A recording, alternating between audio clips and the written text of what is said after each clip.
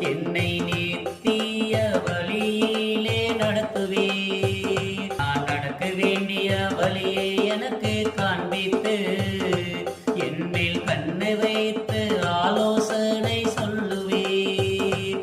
என்னில் வேதனை உண்டாக்கும் வழி ஏதும் உண்டானால் என்னை நித்திய வழியிலே நடத்துவீர். நீர் என்னை பலப்படுத்தி சகாய பண்ணுவீர். நீதியின் பலக்கரத்தால் தாங்கிடுவீர்.